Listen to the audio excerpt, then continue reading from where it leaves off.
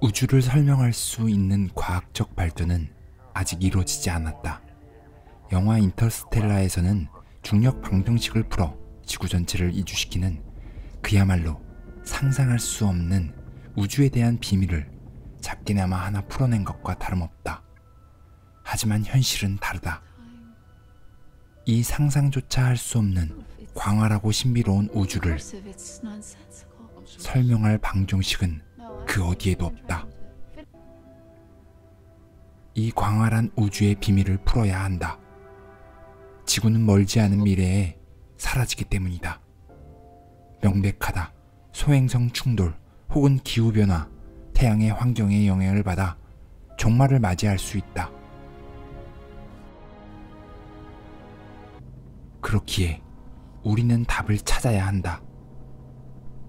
인터스텔라의 플랜 A처럼 사람이 살 수 있는 행성을 찾아 지구 전체를 이주시키던지 플랜 B의 계획처럼 새로운 곳에 새로운 인류를 만들어야 한다.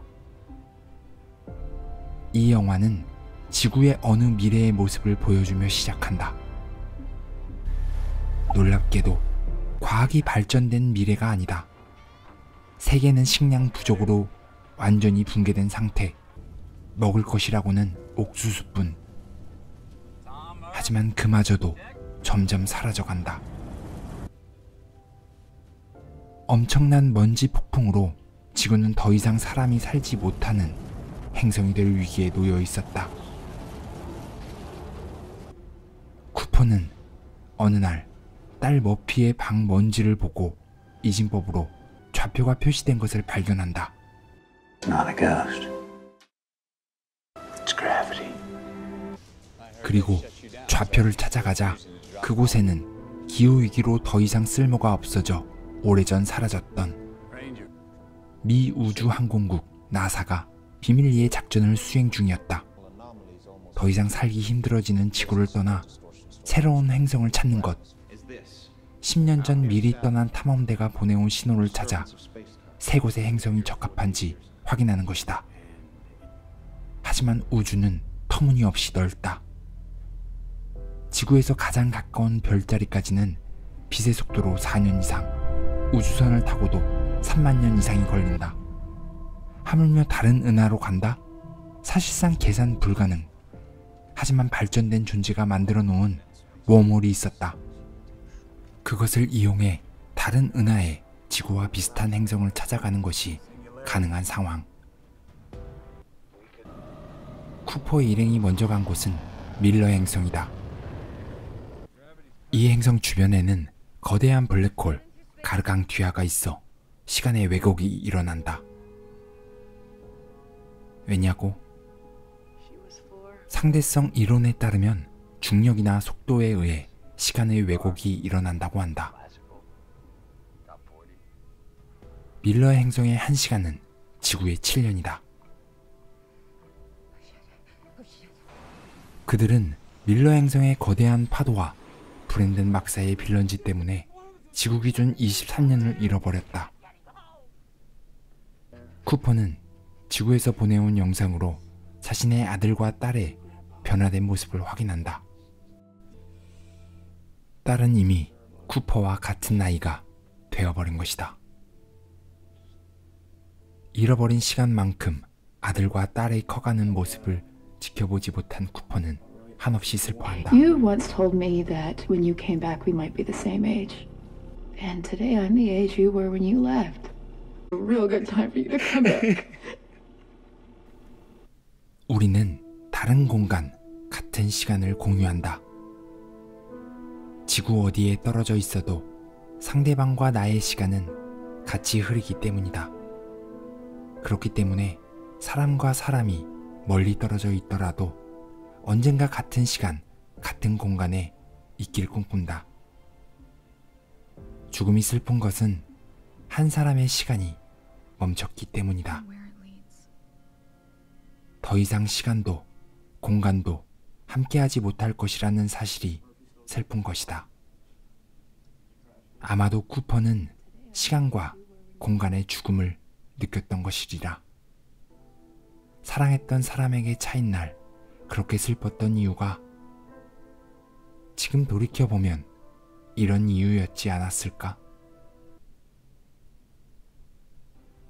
쿠퍼는 블랙홀에 빠지게 되고 그곳에서 5차원의 방에 들어가게 된다. 5차원은 과거, 현재, 미래를 모두 볼 수 있고 시공간을 마음대로 움직일 수 있는 공간이다. 쿠퍼는 딸에게 스테이라고 모수 부호를 통해 메시지를 전달한다.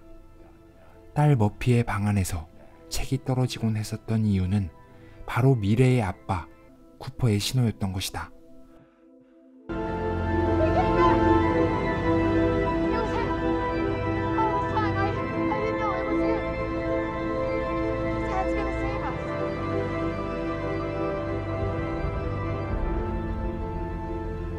쿠퍼가 과거의 자신을 우주로 보내지 않으려고 노력했지만 딸에게 말했듯 일어날 일은 일어난다.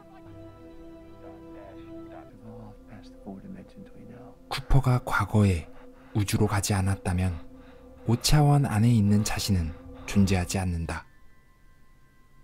자신을 못 가게 하는데 실패한 쿠퍼는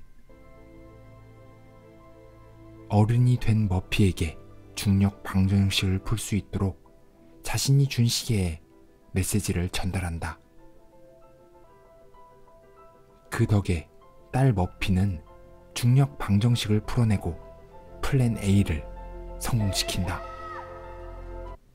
그리고 쿠퍼는 우주 어딘가에서 발견되고 마침내 딸을 만나게 된다. 할머니가 된 머피는 쿠퍼에게 브랜든 박사를 찾으라고 말한다. 나는 사랑의 다른 이름은 중력이라고 생각한다. 사랑은 확인할 수 없고 존재하지 않는 것처럼 보이지만 강렬하게 서로를 끌어당긴다. 중력 역시 마찬가지다. 중력은 물체를 끌어당긴다. 지구를 구하게 되는 것도 사랑의 힘이었다. 다른 시공간에 있어도 서로를 그리워하는 마음이다. 브랜든 박사가 에드먼즈 행성으로 향했던 이유도 강력한 중력, 바로 사랑의 끌림 때문이다. 사랑은 서로를 당기는 힘, 바로 중력이기 때문이다. Alone in a strange galaxy. Maybe right now she's settling in for the long nap by the light of our new sun, our new home. 과학으로 우주의 비밀을 풀어볼 가능성은 제로에 가깝다. 아무리 노력한다고 한들 거리가 상상할 수 없을 정도로 광활해 조사조차 불가능하다. 그리고 아주 먼 미래에 과학이 엄청나게 발전된다고 해도 지구가 더 이상 존재하지 않을 가능성이 크기 때문이다. 어쩌면 브랜든 박사가 더 이상 이성을 따르지 않고 마음을 따르기로 한 것처럼 우주에 대한 비밀은 멀고도 먼 우주 속에 있는 게 아닐지도 모른다. 그렇다면 우주의 비밀을 풀지 못하는 것일까? 나는 상상할 수 없는 거리의 우주는 어쩌면 인간의 마음속에 있다고 생각한다. 마음속으로는 물리적으로 갈 수 없는 우주 끝까지 빛보다 빠른 속도로 당도할 수 있기 때문이다. 사랑의 힘은 5차원을 넘어선 존재하기 힘든 차원에 존재할 거라 생각하는 이유이기도 하다. 사랑과 우주는 분명히 존재한다. 사랑은 참 묘한 존재다. 어쩔 때는 바로 내 옆에 있는 것 같다가도 어떨 때는 우주의 끝보다 더 멀게만 느껴질 때가 있으니까. 지난 시간을 돌이켜보면 그녀는 지구였고 나는 밀러 행성이었다. 우리 사이에는 시간을 왜곡하는 블랙홀 가르강튀아보다 더 거대한 중력이 있었을지 모른다. 그녀는 나보다 늘 앞선 시간에 살았던 것 같다. 우리의 시간은 단 한 번도 같지 않았으니까.